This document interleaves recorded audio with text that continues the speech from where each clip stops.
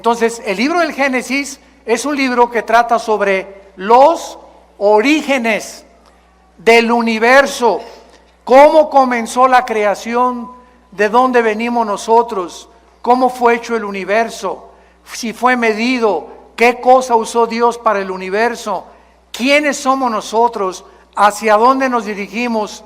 Y en la primera conferencia, para hacer un resumen breve, vimos claramente que como el ser humano no tiene más que la ciencia y la brujería,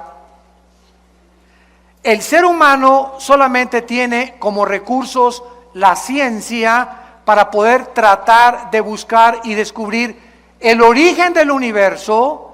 Los científicos nunca lo podrán lograr, porque la ciencia es limitada y para que sea científico tiene que ser repetitivo, tiene que ser demostrado en un tubo de ensayo, en un laboratorio. La ciencia, los científicos observan los fenómenos, toman notas y lo tienen que comprobar.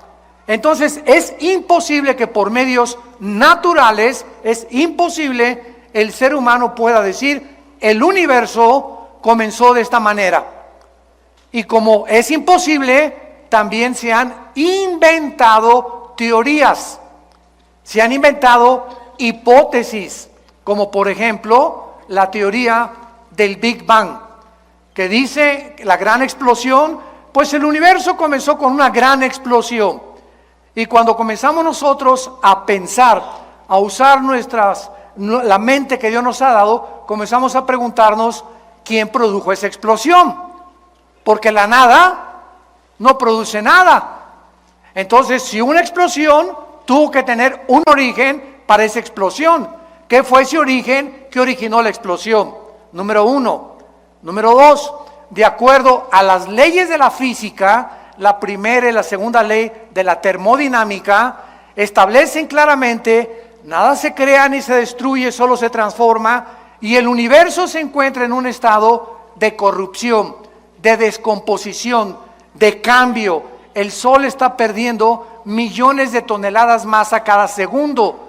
Tú estás envejeciendo celularmente, nuestro carro envejece, los edificios envejecen, el universo está envejeciendo. Hay millones de estrellas que ya han desaparecido, pero que nos sigue llegando la luz de esas estrellas, aunque ya desaparecieron. Esto lo establece la segunda ley de la termodinámica. Entonces, de acuerdo a las mismas leyes físicas, es imposible que el universo haya comenzado de la nada, porque la nada no produce nada. Entonces, encontramos que las mismas leyes físicas contradicen lo que se ha especulado que es y se considera una teoría. Otra de las contradicciones tan grandes que existen, ¿verdad?, es que pues nosotros, como no sabemos quién fue primero, hombre o mujer, cómo comenzó la raza humana, pues se inventó también el pobre Carlos Darwin. Yo de veras tengo compasión por Carlos Darwin. Me acuerdo cuando leí su famoso libro, El origen de las especies. Si tú lees El origen de las especies, Darwin nunca, dile a tu maestro, aseguró ni confirmó lo que él escribió como un carácter especulativo, que nosotros éramos el resultado de una evolución fortuita y accidental. Si Darwin, escúchame muy bien, si Darwin hubiera conocido las leyes de la genética que se descubrieron hasta 1954, Darwin, creo que era un hombre honesto, no hubiera sostenido ni hubiera imaginado que venimos de los animales, que todo fue el proceso, que el camello se convirtió en un dinosaurio, la jirafa se convirtió en un león, los perros se convirtieron en tigres, los leones se convirtieron en hipopótamos, porque en 1954 dos científicos en medicina, el doctor Watson y el doctor Crick, se les da el premio Nobel de Medicina por descubrir la hélice del ADN. En 1954 se les da el premio de Medicina por descubrir lo que es el ácido desoxirribonucleico, ADN. Muy bien. ¿Qué es el ADN? Para comprender la creación de Dios. En tu cuerpo tienes billones de células. En mi cuerpo tengo billones de células. Y dentro de cada una de estas células existe un código genético hereditario, donde está escrito en este código microscópicamente condensado como un software, para usar el idioma cibernético del siglo XXI.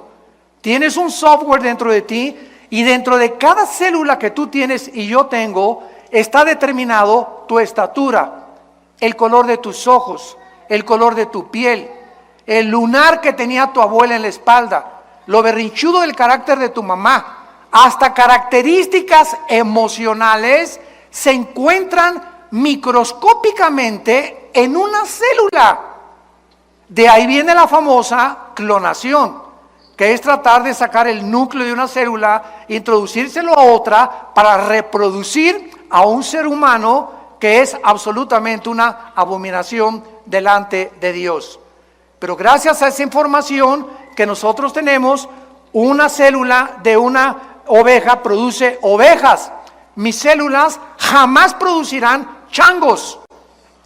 Ni las células de los changos producirán camellos, ni las de las jirafas producirán hipopótamos. Y cuando se descubre el ADN, el 62%, escúchenme muy bien, de los científicos que se decían ateos, se arrepintieron. No estoy hablando del arrepentimiento bíblico de aceptar a Jesucristo. Se arrepintieron de decir, nos hemos equivocado porque es imposible física, biológica y genéticamente que el ser humano sea el resultado de una evolución accidental y fortuita. ¿Por qué? Porque para que haya una evolución demostrada, tiene que haber el cambio de una mutación a otra mutación. Jamás se ha descubierto una mutación de un perro a un gato, ni ha habido un cambio en los genes, ni en el ADN de un perro para que sea un gato o para que sea un rinoceronte. Entonces, las leyes de la genética impiden la evolución. Las leyes de la termodinámica impiden la evolución. ¿Por qué? Porque la evolución dice que vamos de menos a más. Y la Biblia dice que vamos de más a menos, o sea, cada vez más nos degeneramos, cada vez más el universo se descompone. No comenzó el universo de más a menos, sino comenzó de más a más, de menos a más, como dicen los evolucionistas. Entonces, y las leyes de la biología, los aminoácidos, si tú eres bióloga o biólogo, son los ladrillos de la vida, y los aminoácidos han impedido y siguen impidiendo la evolución. Entonces nos encontramos con científicos que se enfrentan a la misma ciencia, a la biología, a la física y a la genética, que los arrinconan, pero que mantienen su posición intelectual por la soberbia, por no querer reconocer las mismas evidencias que la misma ciencia nos está ofreciendo, y Dios ha permitido que se descubran todas estas cosas científicas y tecnológicas para que el ser humano en el siglo que vivamos no tenga excusa de su ateísmo, de su escepticismo o de su ateísmo, ¿verdad? Porque ya un ateo no puede decir, como dijo Carlos Sagan, el astrónomo ateo del siglo XX cuando murió, es que si Dios nos diera más evidencias de que Él existe, yo creería en Dios. Por el amor de Dios, Carlos Sagan, no sabemos dónde se encuentra, ya se murió, pero por favor, la genética te demostró casi 50 años antes de que tú murieras que es imposible que el ser humano sea creado o el proceso de una evolución. Entonces, la ciencia pues no ha podido regresar y explicarnos eso, y tenemos otro recurso secular que es la brujería, el ocultismo, los magos, los astrólogos.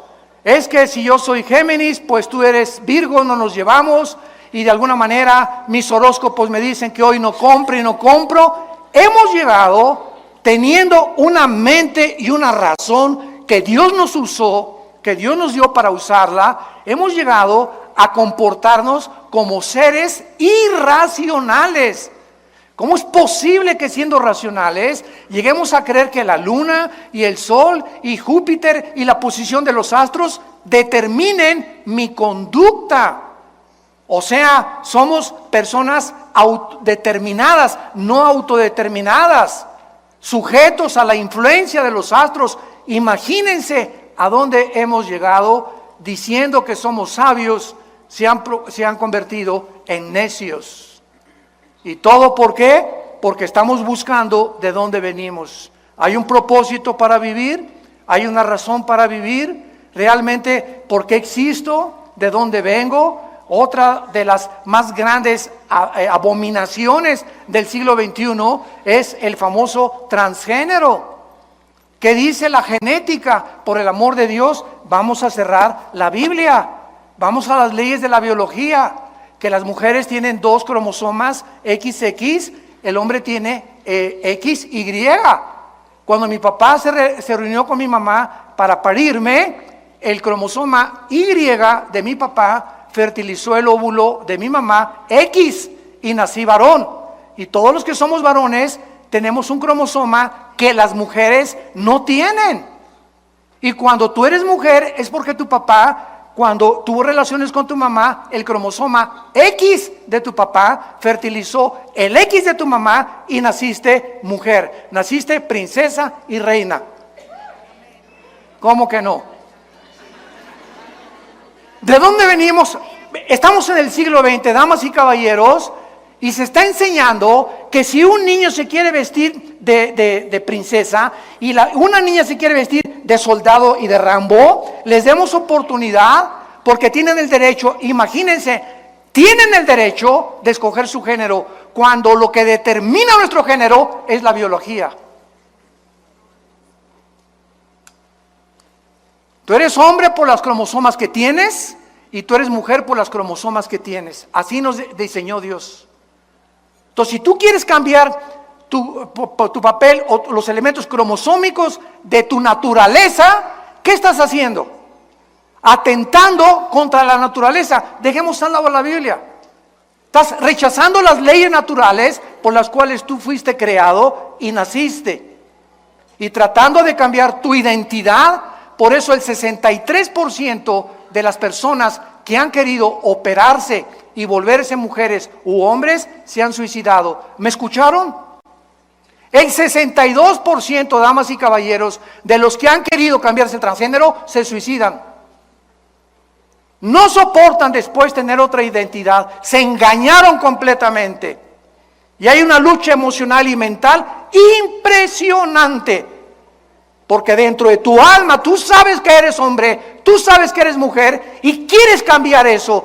Chocas contra la naturaleza y viene un problema mental. De ahí viene lo que clasificaron los psicólogos como múltiples desórdenes de la personalidad, esquizofrenia, sociopatías, psicosis, paranoias, que son únicamente problemas mentales que los seres humanos se han provocado por luchar contra la naturaleza y contra las leyes de Dios. Jesús vino a darnos vida y vida en abundancia. Jesús vino a alumbrarnos y a mostrarnos que no venimos de la nada, que fuimos creados a su imagen y semejanza, que somos agentes morales responsables de nuestras acciones y que si nosotros le escuchamos y le obedecemos, vamos a conocer el significado verdadero de vivir. Abran sus Biblias los que la traigan. En el libro de Job, capítulo 38, y vamos a ver nosotros que hace más de aproximadamente 5,000 años, porque el libro de Job es tan antiguo como el libro del Génesis. El libro de Job fue escrito en tiempos de los patriarcas. Y el libro de Job es el libro que contiene más evidencias científicas No estamos hipotetizando ni especulando como el libro de Darwin. A lo mejor, chance y, no estoy seguro, puede que. Es un lenguaje que no es nada científico. El libro El origen de las especies, que te han lavado el cerebro en la universidad, estudiante que me escuchas, para decirte que es un libro científico. Tiene todo menos científico. Son solamente postulaciones, tesis, que jamás se llegaron a comprobar ni se han comprobado. Porque para que haya evolución, tiene que haber el cambio de una mutación de una especie a otra especie. Díselo a tu maestro derechito y a la yugular. En Job capítulo 38, Dios le hace una pregunta a Job. Versículo 4, ¿dónde estabas tú cuando yo fundaba la tierra? Házmelo saber si tienes inteligencia. Esta pregunta ha quedado en el aire por más de casi ya 6,000 años que el ser humano tiene sobre este planeta. ¿Dónde estábamos cuando Dios fundaba la tierra? ¿Cuál sería la respuesta? Muy sencillo, no existíamos. Porque antes de que nosotros fuéramos creados, lo vamos a ir viendo con mucha profundidad, este planeta, la tierra, ya estaba habitada antes que nosotros. No por seres humanos, sino por ángeles.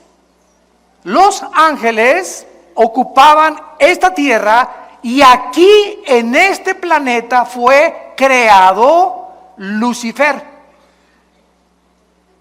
Y cuando hablamos de ángeles, quiero volver otra vez a repetirlo, la creación de Dios en la Biblia es serafines que están arriba del trono de Dios, querubines que están junto a Dios guardando su santidad, y vamos a explicar todo esto detenidamente, y los ángeles son otras entidades espirituales, porque la palabra Malek en el hebreo, con K al final, y angelus en el griego, significa mensajeros. Entonces, los querubines no son ángeles, los serafines no son ángeles, son otra especie de creación espiritual de Dios. Cuando me preguntan, ¿usted cree que el universo está poblado por seres de otros planetas? La respuesta es claro, amén y amén, pero no por marcianos, ni jupiterianos, ni mercurianos, sino que el universo, lo dice la Biblia, está poblado por millones de millones de millones de ángeles en otras galaxias.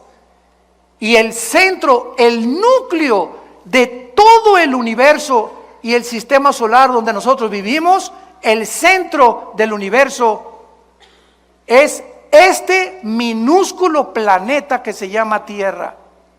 ¿Lo podrías tú creer?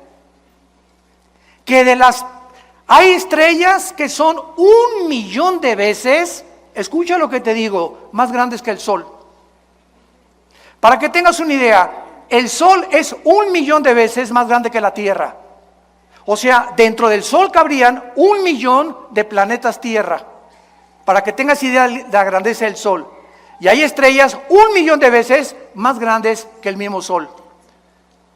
Y la Tierra, este minúsculo y aparentemente inofensivo y completamente marginado planeta, de los más chiquitos que hay, ahí escogió Dios venir a tener el inicio de la creación, por lo cual la Biblia comienza en Génesis 1:1, en el principio Dios creó los cielos y Marte. ¿Dice eso? Dios creó los cielos y el objeto de la reflexión de Dios y el objeto a donde Dios nos quiere llevar es mostrarnos desde el principio de la Biblia que este planeta no solamente es especial, sino, escúchame bien, en los próximos años, este planeta, Dios que habita ahorita en el tercer cielo, va a bajar como cuando estuvo en el huerto del Edén. Adán y Eva caminaban con Dios en el huerto del Edén. Dios caminaba con ellos en el huerto del Edén. Dios como forma humana caminaba con ellos y platicaba con ellos. Y cuando vino el pecado, Dios nos dejó a nosotros, perdimos la espiritualidad y cuando recibimos a Cristo la recobramos. Pero este planeta, cuando Jesús venga, se convierte en el trono de Dios del universo. La ciudad de Jerusalén será la ciudad que Dios escogió en su soberanía, por lo cual Lucifer, Satanás, el adversario de Dios y de nuestras almas, está ocupadísimo en tratar de destruir a la nación de Israel. Pero como la mayor parte del mundo, periodistas, conductores, analistas políticos, científicos, están ciegos a este libro, a la Biblia, y no ven más allá de lo que la Biblia dice, no entienden el conflicto espiritual que la Biblia nos muestra de por qué Hitler, los nazis, los quisieron destruir. Cuando los nazis teniendo guerra contra Rusia, contra José Stalin, Winston Churchill en Inglaterra y los americanos, Hitler se olvidó de Rusia, de Inglaterra y de Estados Unidos y se volvió contra un grupo étnico de judíos que no tenían armas, ni nación, ni ropa, ni dinero, con odio jarocho. Y los escritores, se lee como 8 biografías de los nazis y de escritores que no se explican por qué Hitler odiaba y se olvidó de la misma guerra que tenía con sus verdaderos enemigos para concentrarse en acabar con este grupo étnico a través de campos de concentración y matarlos de hambre, ahogarlos en el gas. ¿Por qué? No le hacían nada. Todo el mundo se pregunta, pero ¿cuál era el enemigo que él podía percibir o vislumbrar con los judíos? Solo la Biblia lo explica. Y por eso actualmente Jerusalén sigue siendo el centro de ataques del mundo entero, de todos sus enemigos alrededor, de destruirlo, echar al Mediterráneo, y nadie ha podido, desde 1948, que se establecieron como nación libre, soberana e independiente, nadie ha podido sacarlos de su tierra, porque así lo dice la palabra de Dios. ¿Y saben por qué es este odio? Porque Lucifer sabe, Satanás sabe que cuando Cristo regrese por nosotros, Jerusalén se convierte en la ciudad y el trono de Dios. Es el miedo que él tiene de que se le acabó su reinado en este planeta Tierra. Por eso el odio que él tiene contra la raza judía. Pero este es otro tema que podemos abordar en otras conferencias. Muy bien. Y aparte aquí en Job capítulo 38, el capítulo que abrimos, después de que Dios le pregunta a Job que dónde estaba, y Dios cuando hace una pregunta, su sabiduría se encuentra detrás de los cuestionamientos que nos hace para ubicarnos en la perspectiva en la que debemos estar ubicados. Ninguno de nosotros existía cuando Dios fundó el universo. ¿Cuál es el resultado? Que como no existíamos, es imposible que podamos nosotros, por medio de nuestra sabiduría, investigación científica, poder llegar a poder concluir el universo comenzó así y así y así. Tenemos aproximadamente en la ciencia 96 métodos científicos para poder deducir o investigar el origen o el tiempo de las cosas que existen. O, por ejemplo, vas a la escuela y te dicen, el universo tiene, o la Tierra tiene 13 billones de años, o 15 billones de años. Cuando un científico te dice, o un libro de astronomía te dice que la Tierra tiene 13 billones de años, pregúntate de dónde sacaron esa cantidad de años. Yo te voy a responder. De los 96 métodos científicos que existen, hay 3 que están usando que se llama, 1, el carbono 14, 2, el potasio argón y 3, la radiactividad. Muy bien, el carbono 14, que es el más aproximado para poder averiguar la edad de un fósil, de una piedra, es aproximadamente con un margen de error de 2 a 3 billones de años. O sea, ninguno de los métodos científicos son exactos, son aproximados. Muy bien, si los científicos dicen que a través de los métodos que la geología ha podido investigar, la Tierra tiene 13 a 15 billones de años, ¿no contradice la Biblia? ¿Por qué no la contradice? Porque la Biblia no dice cuántos años tiene la Tierra cuando fue fundada. Y yo creo que el planeta Tierra tiene billones de años. Estoy de acuerdo con eso. El ser humano tiene 6,000 años de historia. Eso es lo único que es dogmático. El ser humano no tiene más de 6,000 años viviendo en este planeta. ¿Cómo lo sabemos? Por las genealogías que existen desde el libro de Adán hasta el Apocalipsis. Cuando Cristo vino y apareció en el mundo, lean ustedes Lucas y Mateo y van a encontrar hijo de tal, hijo de tal, hijo de tal, hijo de tal, hijo de tal, hijo de Abraham, hijo de Adán, hijo de Adán, hijo de tal, hijo de José, hijo de María, Jesús. Yo me preguntaba cuando estudiaba teología, ¿por qué Dios nos permite todos? A mí qué me importa hijo de quién, ¿verdad? Para acabar pronto, a la mexicana, ¿no? Bueno, y a mí, digo, ¿cuál es el propósito, no? ¿Por qué la Biblia nos pone la genealogía o la descendencia de Jesús desde Adán y desde Abraham? Y cuando ya comencé a profundizar aún más, descubrí porque a Dios le interesa, fíjense lo que les voy a decir, a Dios le interesa que cuando su Hijo Jesucristo apareciera en el escenario mundial, fuera el único ser humano de quien se pudiera citar o se pudiera deducir desde dónde venía. Toda su ascendencia de Jesucristo es la que se encuentra en 2 evangelios. ¿Y esto por qué? Porque a través de la prueba de las genealogías de Cristo, Cristo demuestra a los fariseos, a los religiosos, a los expertos en la ley, que Él era el Mesías que Dios había prometido. Sus credenciales venían por venir de María. María descendía del rey David. David descendía de la tribu de Judá. De la tribu de Judá descendía Isaac. Isaac descendía de Abraham. Abraham descendía desde Adán. Y esto lo prueba la Biblia para demostrar que Jesús no es Buda, no es Mahoma, no es Mahatma Gandhi, no es Walter Mercado, no es Confucio. Él es mi Hijo bien amado, en quien tengo toda mi complacencia. Cuando fue bautizado, fue la voz que se oyó: es Jesús. Él es. No sigas a Mercado, no sigas a Buda, no sigas a Confucio. Son hombres altruistas, son hombres que de alguna forma fueron buenos de acuerdo a nuestra calificación y nuestra perspectiva, pero no eran el Hijo de Dios.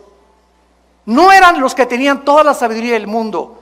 No eran los creadores de la vida. Es Jesucristo, el que celebramos ahora en Navidad, el que es realmente y vino a darnos la vida eterna. El que dijo: yo soy el camino, la verdad y la vida. Yo antes de ser cristiano, ustedes lo saben, yo era ateo, comunista. No tenía estaba decepcionado de la religión que mis padres me heredaron.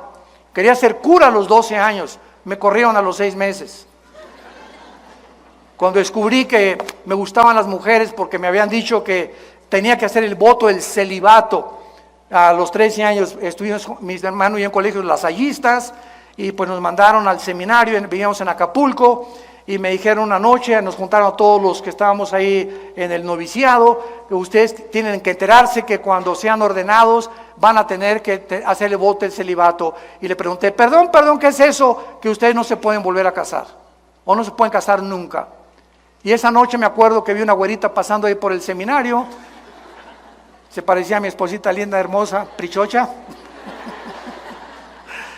Y le hablé a mi papá el otro día y soñé con ella, ¿cómo es Dios, no? Y le dije: papá, discúlpame, ven por mí porque yo no puedo ser cura. Me dijo: ¿por qué? Le dije: porque me gustan las mujeres. Y pegó un brinco mi papá de felicidad que no se imaginan. Él tampoco quería que yo abrazara el sacerdocio.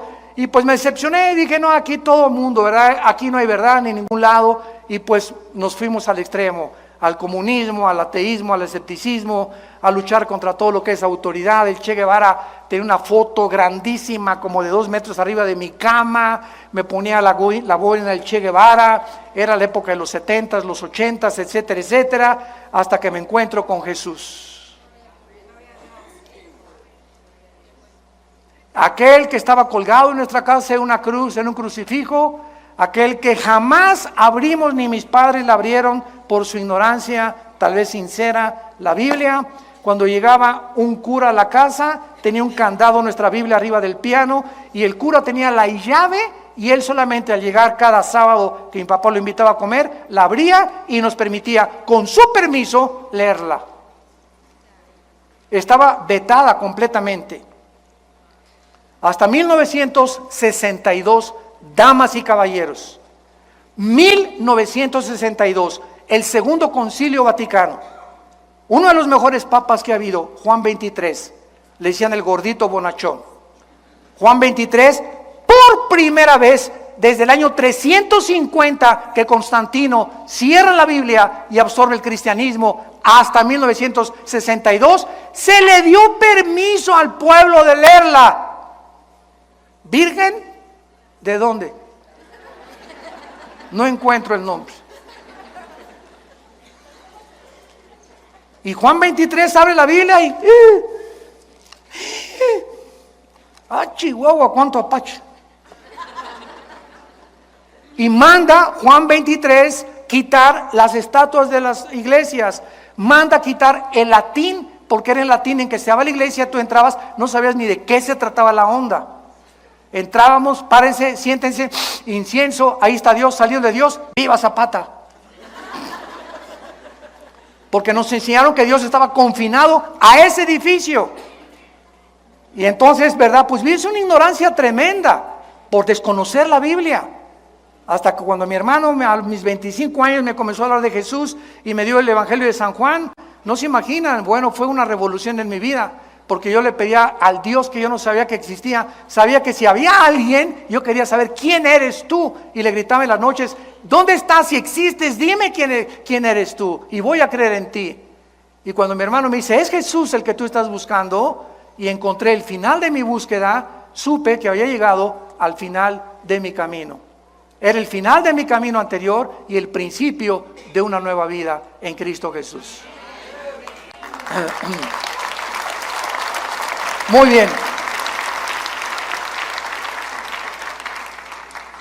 Dice aquí en el libro de Job que acabamos nosotros de abrir ahorita, que no solamente Dios hizo estas preguntas que no tienen respuesta desde la perspectiva humana, sino que también dice Dios y le pregunta, vean ustedes los signos de interrogación, versículo 5, Job 38.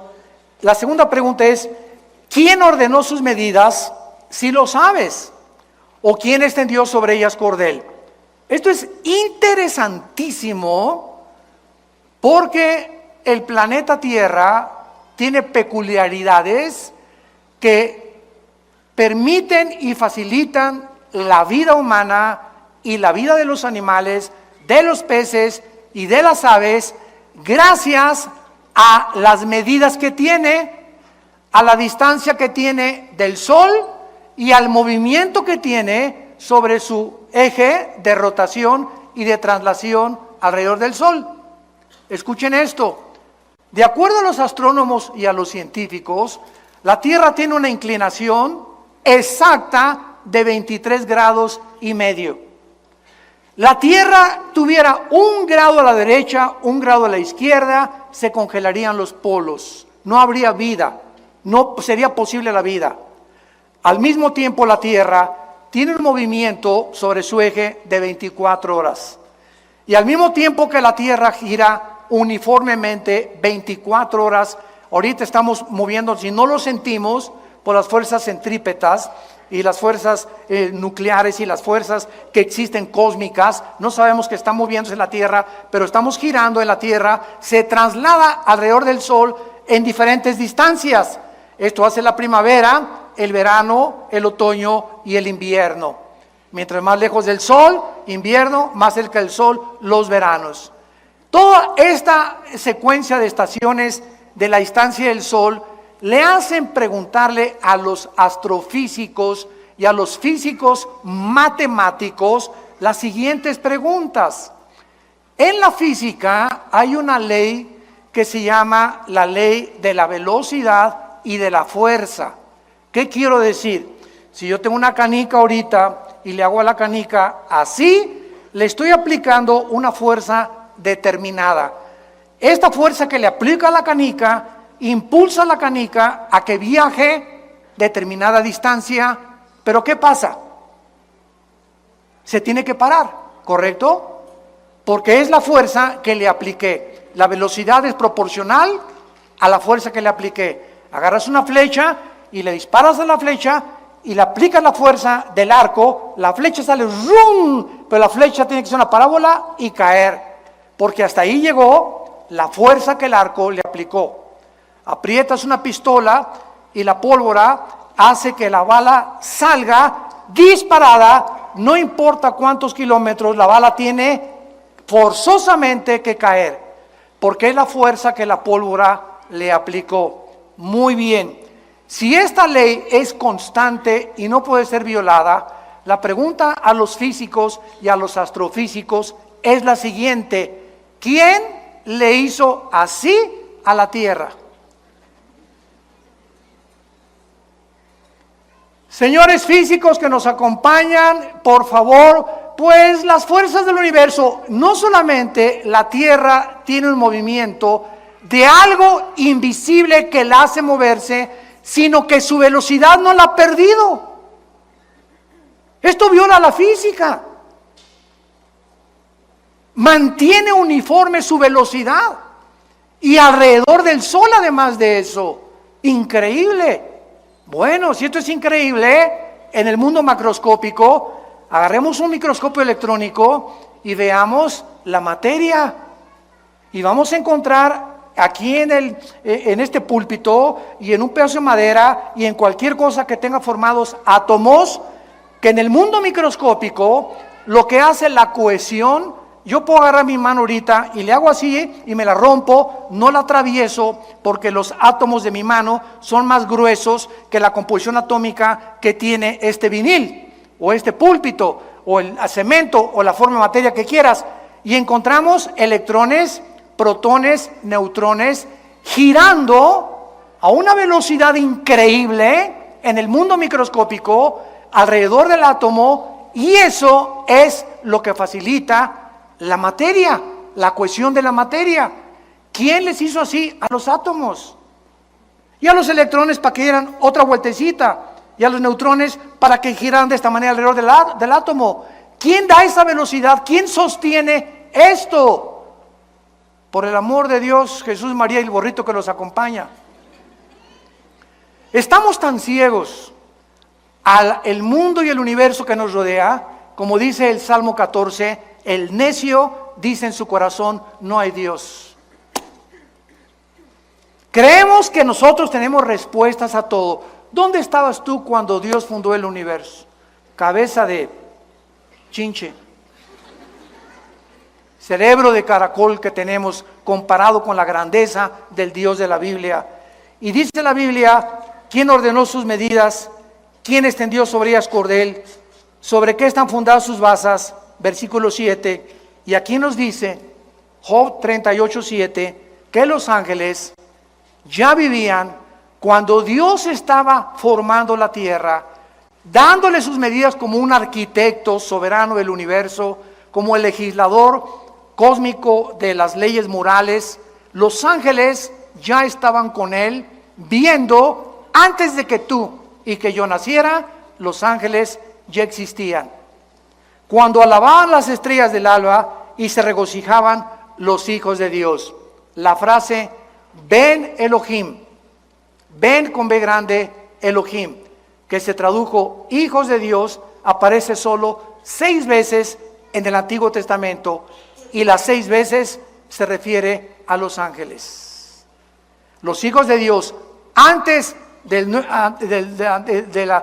Nuevo Testamento no existían. Ahorita los hijos de Dios somos nosotros y tenemos una familia en el cielo que son los ángeles. Dios tiene dos familias, la familia del cielo y la familia de la tierra, que somos la iglesia.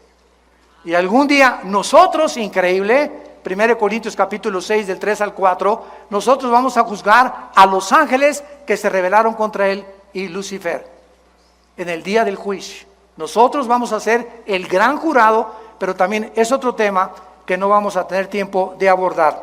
Muy bien, ahora bien, veamos esto. Dios, cuando creó el universo, lo creó con leyes físicas cósmicas. Gracias a que existen las leyes de la gravitación, las leyes termonucleares y las leyes de la termodinámica, gracias a que son leyes constantes, la ciencia puede existir. Si el Sol no tuviera el movimiento perfecto que tiene, ni la Tierra tampoco, ni la expansión del universo, ni lo que nos rodea, la ciencia no podría deducir nada. Pero como son leyes constantes, la ciencia existe. Y te pueden decir, va a haber un eclipse el año que entra, o va a haber un meteoro que se acerca a una velocidad dentro de 3 meses, o va a haber un eclipse de luna dentro de 4 meses, gracias a la uniformidad, a la afinación, a la inteligencia y a la sabiduría con que el universo fue creado. Muy bien, estas leyes cósmicas que existen en el universo, solo existen en el universo. Sígueme con cuidado. Antes del universo, ¿dónde estaba Dios? Yo veo así mucho humo que sale por allá. Les dije que íbamos a darnos un banquete con esto. Eso es maravilloso. Ahí me emociona compartir todo esto. Todos estos tesoros tan preciosos de la Biblia. ¿Dónde estaba Dios antes del universo? La Biblia lo dice en Isaías 57:15. Él vivía en la eternidad. Vamos a ver, ¿qué es la eternidad? Vamos a pintar aquí algo invisible arriba de mis manos. Esto es la eternidad, una dimensión desconocida. Muy bien. La eternidad no tiene tiempo. En la eternidad no existe el tiempo. No existe el pasado y el futuro, nada más el presente. Por eso Dios se revela en Éxodo 3, yo soy el que soy. El del presente nada más. En la eternidad no existe el tiempo como nosotros. Cuando Dios dice, en el principio Dios creó los cielos y la tierra, sígame con mucho cuidado, Dios en la eternidad mete un principio y un final que ya no pertenece a la eternidad, sino al primero, segundo y tercer cielo. Los 3 cielos que menciona 2 Corintios 12, 2 y 3, no existían cuando Dios vivía en la eternidad, ni cuando Dios no había creado el universo. Era el Padre, el Hijo y el Espíritu Santo, nada más. Entonces, Dios inicia el universo con un tiempo. En el principio, cuando dice, en el principio Dios creó los cielos y la tierra, en ese principio vino a la existencia la materia, el tiempo y el espacio. Pertenecen al principio del tiempo y vamos a tener un final. Ahora bien, nosotros los seres humanos estamos encerrados en un universo de 4 dimensiones. Alto, bajo, ancho, y Alberto Einstein, 1943, concluye y postula su famosa fórmula E igual a mc al cuadrado, que significa la energía es igual a la masa por la velocidad de la luz al cuadrado, y se establece el tiempo física, astronómica y científicamente como la 4ª dimensión. Y ahora el mundo científico acepta que el tiempo forma parte de las 4 dimensiones donde tú y yo vivimos. Pero como Dios es eterno, Él está fuera del tiempo, ¿correcto? Él está fuera de nuestras dimensiones, porque estas 4 dimensiones no existen en la eternidad. Y esta es la razón por la cual este libro que tengo en mis manos, señores ateos, escépticos y agnósticos que nos visitan, este libro que tengo en mis manos es un libro hiperdimensional. ¿Qué quiere usted decir? Lean Apocalipsis. ¿Cuándo fue escrito Apocalipsis? ¿Hace 2000 años? ¿No? ¿Verdad? ¿O no? No se queden callados, échenme porras, hombre. No me dejen solo. Claro que sí, fue escrito hace 2000 años por el apóstol Juan. Y el apóstol Juan hace 2000 años es sacado de su cuerpo y trasladado en el tiempo 2000 años y escribe hace 2000 años lo que ya sucedió y lo que no ha sucedido.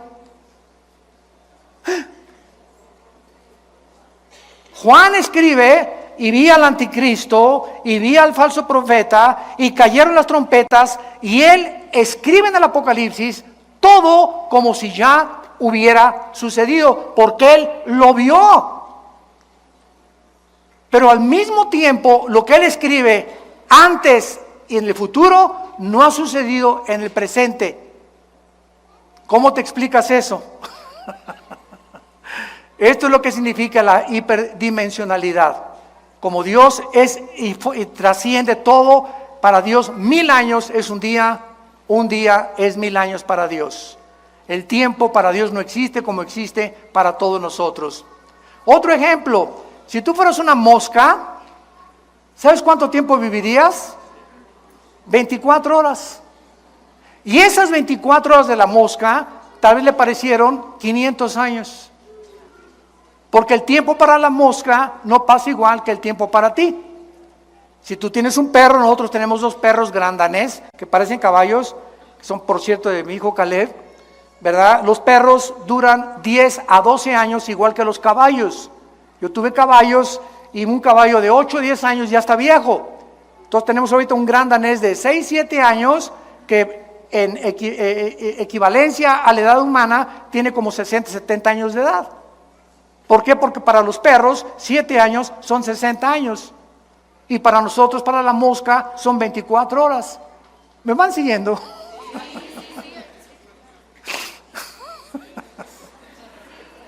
O aterrizamos. Ya no sé, Señor, ayúdanos. Yo le pido a Dios que me ayude a poder explicar todo esto. Y a veces no hay las suficientes palabras para poder explicarlo. Pero en 2, 3 años lo vas a entender. Muy bien. Entonces, el tiempo no existe en la eternidad porque es otra dimensión. Y Dios para Él 1000 años es un día es como 1000 años. Para la mosca son 24 horas, que a lo mejor son 500 años. Para los animales, perros y caballos que tienen el mismo tiempo también es lo mismo. El que más dura es la ballena, por ejemplo. La ballena puede durar 80, 100 años, una ballena. Entonces, así todos los animales tienen su dimensión. Los peces en el agua tienen también su dimensión. Y ellos viven en una dimensión donde ellos no creen que existe nuestra dimensión. Y nosotros los estamos viendo todos los días. Y los peces completamente, ¿verdad?, inadvertidos, inconscientes de que hay otro mundo. Si se preguntara un pececito al otro, hola, ¿cómo estás? Y no, no, pues nada más aquí estamos nosotros. Ahí viene la ballena, ahí viene el tiburón. Pero nunca se van a imaginar que hay otra dimensión fuera del agua que somos nosotros y que los observamos. Así muchas veces nosotros somos como los peces que estamos en un mundo cerrado y tenemos gente que nos está observando, que son los ángeles. Dice 1 Pedro capítulo 1 que los ángeles se asoman desde la dimensión donde están viéndonos y aprendiendo la multiforme, dice Efesios 3, la multiforme gracia y sabiduría de Dios. Los mismos ángeles están aprendiendo de todos nosotros. Y yo quiero solamente terminar con esto y recordarte que cuando Dios nos da vida, al aceptar a su Hijo Jesucristo, ¿qué clase de vida nos da? Vida eterna o vida temporal. No, ¿verdad? Ok, ahora entiendes que cuando Jesús dice, en mí está la vida y esta es la vida eterna, que te conozcan a ti. Juan 17:3 me está diciendo que cuando yo recibo a Jesucristo, recibo una vida que yo no tenía antes de nacer. Tenía la vida física, biológica, y mueres, te vas a la tumba o al cielo, al infierno. Pero ya vivos, nosotros, los hijos y las hijas de Dios, ya estamos en la eternidad. Ya estamos en la eternidad. Efesios 2, ya estamos sentados con Cristo. Espérame tantito, ¿cómo que sentados con Cristo? Si aquí estoy, aquí en Metepec. ¿Cómo está eso? Romanos capítulo 6, porque no sabes que los que hemos sido bautizados en Cristo hemos sido bautizados en su muerte, en su entierro y en su resurrección. La Biblia nos dice que cuando Cristo murió, estábamos con Él.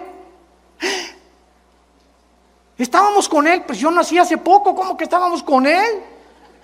En la eternidad y en la perspectiva divina, cuando tú recibes a Cristo, y yo estaba con Cristo, cuando Cristo muere en la cruz, morimos con Él, somos enterrados con Él, y cuando Cristo resucitó, nosotros resucitamos y ya estamos sentados con Él. ¿Capiche? En otras palabras, tenemos los cristianos la posición que tenemos en el cielo y la posición experimental. Experimentalmente estamos en un mundo, estamos sufriendo, avanzando hacia el futuro. Un futuro que ya está escrito. Un futuro donde Jesús dice: yo soy el alfa y el omega. Un futuro donde ya se nos garantiza que vamos a llegar y que vamos a reinar con Él. Y mientras yo tenga esta capacidad de poder entender esto, voy a motivarme a ser fiel hasta la muerte.